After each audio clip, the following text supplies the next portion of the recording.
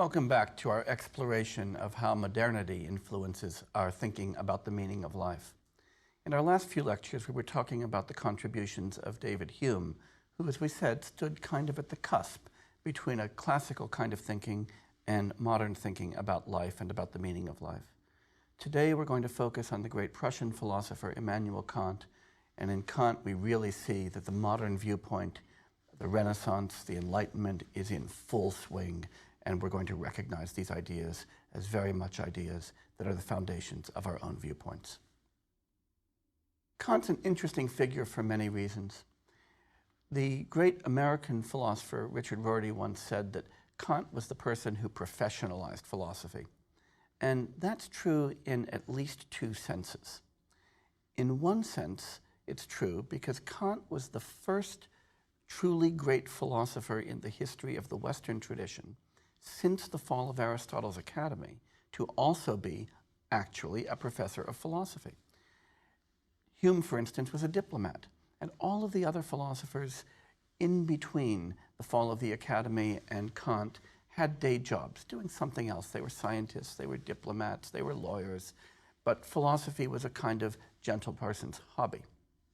Kant, however, was a professor of philosophy, at the University of Königsberg, and we're going to see that the talk that Kant gave that we'll be addressing today fits very much within that context. The second sense, though, in which Kant professionalized philosophy, and this again is due to Rorty, is that Kant wrote books that were of such enormous importance that nobody since then could be considered a professional philosopher unless they read and mastered them, sort of providing the kind of bar that you have to cross to be considered a respectable philosopher. And that's really important too. In our profession, in the philosophical profession, we often, for instance, distinguish philosophers as pre-Kantian philosophers or post-Kantian philosophers.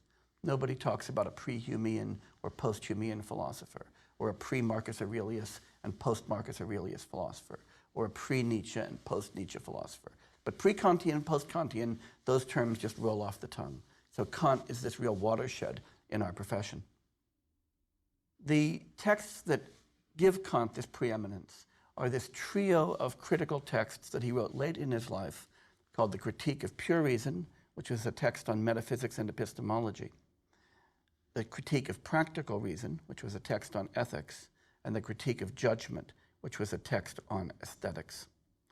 And in these texts, Kant attempted, and many would say succeeded, in effecting what he called, in the preface to the first critique, The Critique of Pure Reason, a Copernican revolution in metaphysics.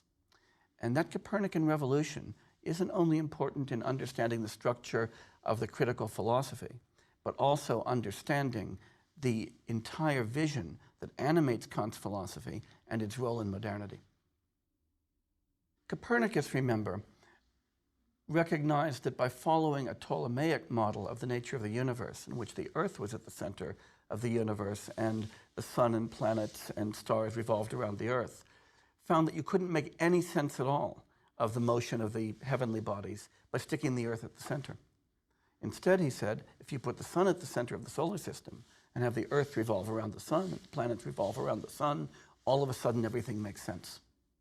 Similarly, Kant thought, if you try to understand human thought, human knowledge, human morality, and human aesthetic response by arguing that it all revolves around the objects we experience, that the structure of our knowledge is determined by external objects that we consider, that the structure of our morality is determined by regarding external acts and finding moral value in those acts themselves or moral disvalue, or that our aesthetic judgment is determined by the nature of the object, you won't make any sense of it at all. Instead, he thought, if we think instead that objects of our knowledge are determined in their structure and their epistemic access by the nature of our own cognitive faculties, that morality has to do with our faculty of will, our faculty of judgment, our faculty of assessment, and that beauty has to do with the nature of human aesthetic response, then we can understand why we call some things beautiful, some actions good, and why we credit ourselves with knowing certain things about objects and why we find certain things unknowable. So what Kant did was to put the human mind, the human will, and human sensibility at the center of the universe, the individual person, and then try to understand how our knowledge, how our morality, how our aesthetics work by focusing on the mind. So he put the individual at the center. And by putting the individual at the center, we end up constructing one of these foundations of the idea of the modern, that individuals are primary. Individual rights, individual thought, individual knowledge. Kant also followed Hume in arguing that his project was to circumscribe reason so as to make room for faith. Kant argued that there is no way that religion could possibly intrude in the sphere in which we think, reason, discuss, make moral judgments, or understand beauty. That religion belongs outside of the entire sphere of what we do cognitively together. So Kant wanted to establish a very firm foundation for the sciences and for public activity, for collective action, and for politics that was independent of faith. And in that respect, he very much is following Hume. The address that we're going to talk about today has the title, What is Called Enlightenment? And it's Kant's thinking about the European Enlightenment, so explicitly about modernity itself. Kant is thematizing the modern explicitly in a way that, for instance, Hume never did. Kant is aware that some big transformation has happened and is trying to understand it and to explain it. And so what Kant is going to be doing is to explain the nature of enlightenment and why, this is important, that the only meaningful human life, what makes our lives worth living, is a particular kind of public life, but it's a public life of reason. It's a life grounded in rational discourse in a public sphere. The context for this is complex. On the one hand, we have Frederick the Great, who is then King of Prussia, where Kant is living, advancing this great liberalization in which state control is relaxed, more commerce is allowed, more free press is allowed, more free discussion is allowed, the universities are set free. And so it's in the context of this public relaxation of constraints on discourse and constraints on action, and in the context of the explicit decision to make the universities autonomous in order to allow them to freely pursue knowledge and to innovate, that Kant is writing. He's also writing, by the way, in the context of an interesting development within his own university. And that is that before this, philosophy and theology had always been part of the same faculty. This was true in Europe from the Middle Ages, where philosophy was thought of as a part of theology. But as Kant is writing, Kant is leading the philosophy faculty into a separation from theology, so that philosophy is explicitly, again, aligning itself with science and divorcing itself from discussions of God. And that also forms the context for Kant's address, the text that we're going to read together today. Kant argues very famously in this address that the motto of the Enlightenment, the motto of awakening, the motto of the meaningful life for human beings is, as he puts it, sapere aude, in Latin, dare to know. So Kant is arguing that knowledge and inquiry requires not only intelligence, it requires courage, and that awakening and the activity of leading our lives meaningfully in the context of awakening is an act of great courage. Let's first outline Kant's argument, and then we'll move into the text and see how he realizes it. Kant argues that what's important about the European Enlightenment, what's important about this kind of dawning of modernity, is very much that it allows people to, as he really puts it, to grow up, to become, for the first time in human history, he thinks, real adults. That is, to realize our natures as actual, fully formed human beings. Kant thematizes this entire issue in terms of the relationship between juvenility, between being just children, childlike, and being adult. Argues that, if you're going to realize your potential, it means you grow up. For Kant, the big difference between childhood and adulthood in this deep sense, that is what we might say a life of trivial childishness and a life of meaningful adult participation, is rational autonomy. The children are heteronymous, their actions, their views are determined by others, their teachers, their parents, whatever. But to be an adult is to be autonomous and to reason for oneself. Kant will argue that this autonomy that is so essential to leading a real human life, a meaningful human adult life, is always inhibited by authority. And he especially identifies religious authority, here he's really following Hume, and ideological paternalism, even if it's secular, as the juvenilizing influences from which we seek to emancipate ourselves in modernity. But Kant argues that we can't always blame those from outside of us, our pastors or ideologues, for our own maturity. Central to Kant's argument is that we are often complicit in our own juvenilization, and that we are complicit in that through our own cognitive or behavioral laziness. That's why he thinks it's so important to dare to know. He argues that the Enlightenment doesn't simply liberate us, but it calls upon ourselves to take that liberty and to assert our own absolute freedom of thought and speech and our willingness to participate in the public sphere. And that calling upon us to assert these rights is complementary to the demand on the state to respect them. So the guiding theme, as I've said, in Kant's entire discussion is this theme of maturity versus immaturity. Let's see how Kant puts the point. Kant writes, "Enlightenment is man's emergence from his self-imposed immaturity." Note that, self-imposed immaturity. Kant is not arguing that somebody else is forcing us to be juvenile, but that we tend to allow ourselves to be juvenilized. Immaturity, Kant says, is the inability to use one's own understanding without the guidance of another. This immaturity is self-incurred if its cause is not lack of understanding, but lack of resolution and courage to use it without the guidance of another. Again, Kant's arguing that we often impose this upon ourselves. The motto of the Enlightenment is thus sapere aude, have the courage to use your own understanding. Kant argues that immaturity is actually a lot easier than maturity. It's much easier to be a child. He writes, "Laziness and cowardice are the reasons why such a large proportion of men gladly remain immature for life." Laziness and cowardice. And now listen to this lovely prose. "It is so convenient to be immature. If I have a book to have understanding in place of me, a spiritual advisor to have conscience for me, a doctor to judge my diet for me, and so on, I need not make any efforts at all. I need not think, so long as I can pay. Others will soon enough take over the tiresome job for me." This is really central to Kant's vision of what it is to lead a meaningless life, to lead a life where we simply give over the responsibility for our own thinking, for our own lifestyle, for our own religious beliefs to somebody else, and simply allow ourselves to be led by the views of others.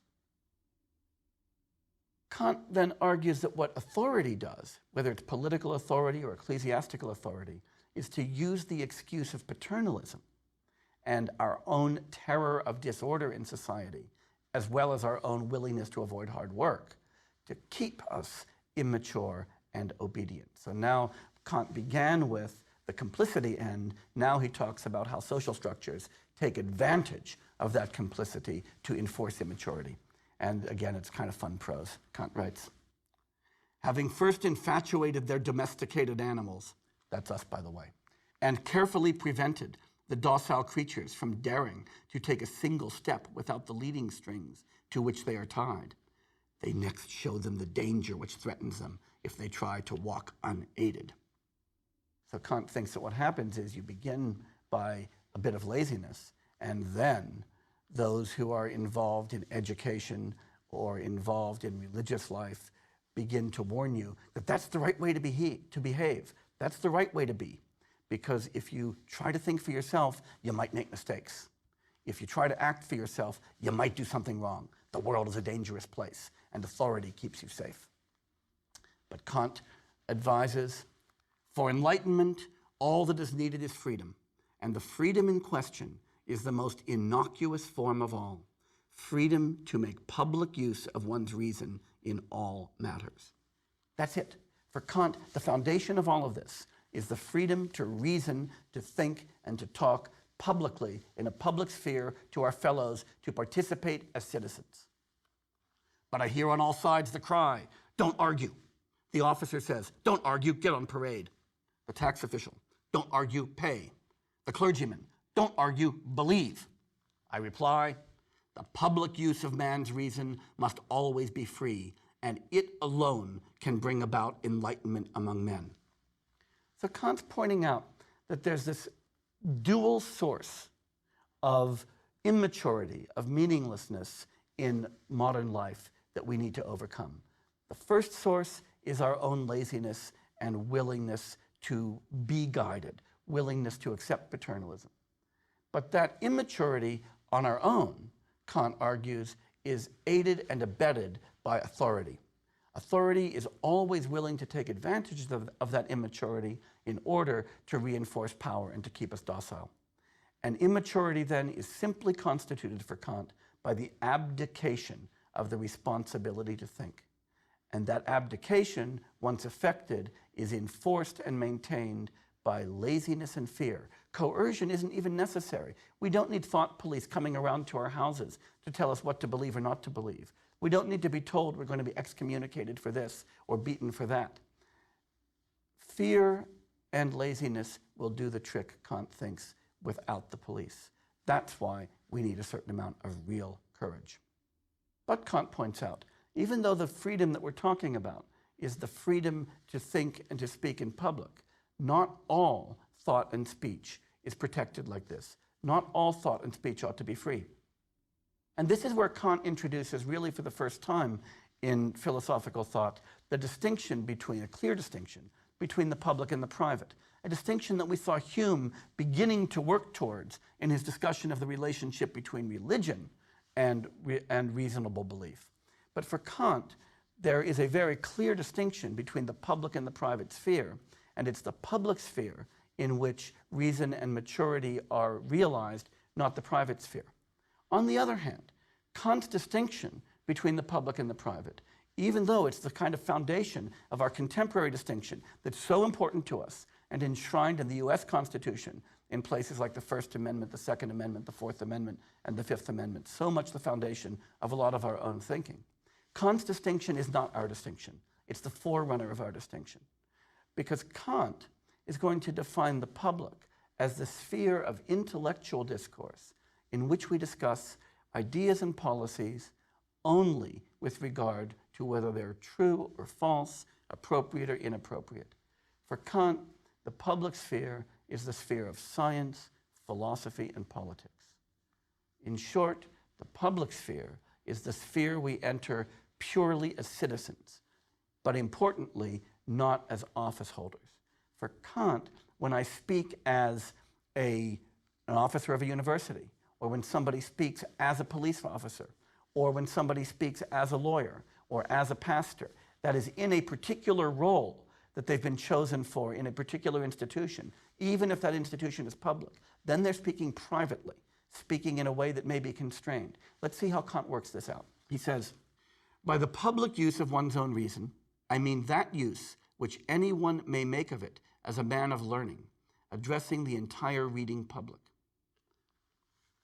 So again, the public use of reason here is identified with scholarship, of course, Kant's a professor, but in general, identified with public discourse about ideas that matter to all of us. What I term the private use of reason is that which a person may make of it in a particular civil post or office with which he is entrusted. Now note that this is just not the familiar public-private distinction that we inherit from people like Locke and Mill that's enshrined in American constitutional law. By public here, Kant is really clear that he means the discourse in which we engage qua citizen with other citizens. The discourse that's involved in active collective participation in discussing ideas and policies. When Kant thinks about private discourse, he means discourse that's carried out in the conduct of a particular office or a particular duty, even if that office is public. That is, discourse that's part of our jobs. So for instance, private discourse might be restricted for all kinds of reasons. I'm a teacher. I'm bound to confidentiality with regard to my students. So I can't discuss my students' work or my grades with you, even if I wanted to. If you're hired as somebody's lawyer, you are bound by client-lawyer privilege. There are all kinds of things that you can't talk about. That's private discourse. Moreover, if I hire you as a lawyer, I hire you to represent my case, not to represent the other guy's case. If a student hires me as a teacher, they hire me to work with them, not to work with somebody else. So we can be contractually obligated to engage in certain kinds of speech or to refrain from certain kinds of speech because of posts that we have as individuals agreed to undertake. Sometimes we just plain have a job to do. Even if it might be a public job, it might very much require us to do as we are told, even where we disagree with a policy. So imagine another kind of case. You're hired by the federal government, and you're hired as a civil servant in an agency that is now forced to execute a policy determined by an administration with which you may not agree. Your job as a civil servant isn't to obstruct the policy, it's to execute the policy and to defend the policy, even if privately you disagree with it. Now, publicly, as a citizen in a town meeting, you might argue against it. And Kant's arguing your public speech may not be restricted, but your private speech as an officer may indeed be constrained. And so this is how Kant is distinguishing public from private. And he argues that all of these restrictions on private speech and action are legitimate because they're freely undertaken. We agree to take the job. I agree to be a teacher and to maintain confidentiality. You may agree to be an attorney or to take the job with the federal government. If you don't want your speech restricted in those ways, you don't take the job, Kant thinks. But public discourse must be free. Kant puts it this way: but insofar as this or that individual who acts as part of the machine, isn't that wonderful language? Kant's already talking about the government or corporations as machines way before his time. But insofar as this or that individual who acts as part of the machine also considers himself part of a complete commonwealth, that is, insofar as we also think of ourselves as citizens of a public society, who may address a public in the truest sense of the word, he may indeed argue without harming the affairs in which he is employed in a passive capacity.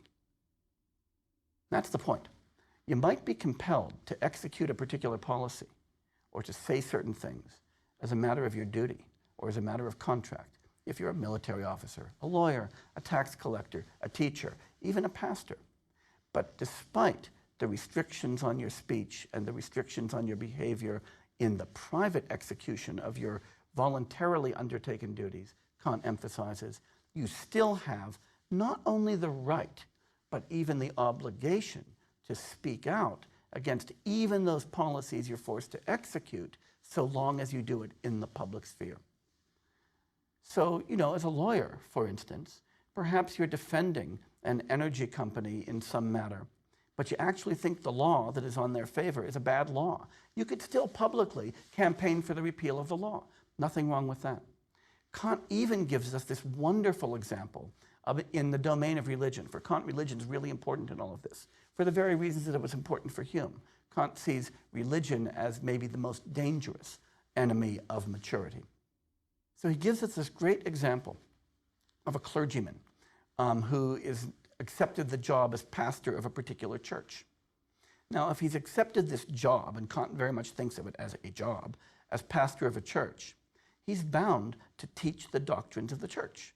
He's signed a contract. I'm going to be a pastor of this Congregational church or this Methodist church. I'll teach canon law. I'll teach the doctrine.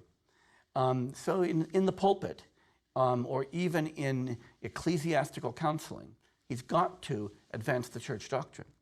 But Kant says, let's imagine that he's actually a free-thinking kind of guy, and he actually disagrees with some church doctrine that he's bound to teach.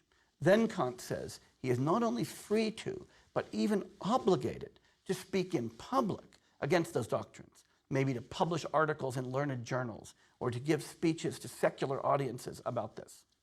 So Kant thinks, even though as a pastor he may have to say certain things, as a public citizen He is not only permitted to, but required to criticize the very doctrines he teaches from the pulpit. This is very stern stuff. This is very stern stuff. Kant thinks, in fact, more deeply that nobody can ever be bound to believe anything. Not even a clergyman, not even a devout member of a religious community can ever give up the freedom to believe, because the freedom to believe, for Kant, is the essence of enlightenment, the essence of what it is to lead a genuinely human life. Can we be bound to believe? Not even a church or other religious community can obligate its members and future members to believe, nor can a society. One age cannot enter into an alliance to put the next age in a position where it would be impossible for it to extend and correct its knowledge. Let's stop there for a minute. Impossible for it to extend or correct its knowledge. For Kant, what makes our lives meaningful individually, what makes our lives meaningful as societies, is our ability to extend, to deepen, to correct what we know, to build on what is bequeathed to us from previous generations, and to advance it. To abrogate that responsibility would be to abrogate genuine human life. So he says, one age cannot enter into an alliance to put the next age in a position where it would be impossible for it to extend and correct its knowledge or make any progress in enlightenment. This would be a crime against human nature, whose original destiny lies precisely in such progress. So here Kant is explicitly tying human nature, human destiny, and the good life to progress, intellectual progress, moral progress, political progress. And that progress presupposes the free use of reason. For that reason, the abrogation of the free use of reason is the worst thing you can do to somebody.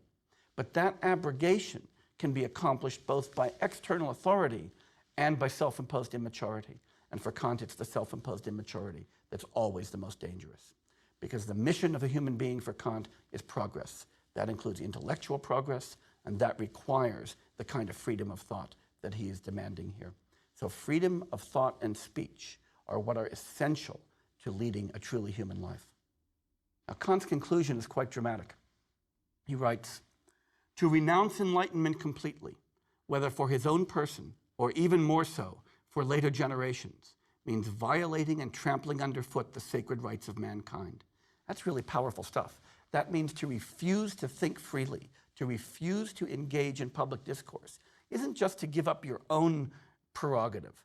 It is, in doing that, to violate everybody else's human rights, because we have rights to each other's ideas, because it's our ideas that allow goods to be obtained for others.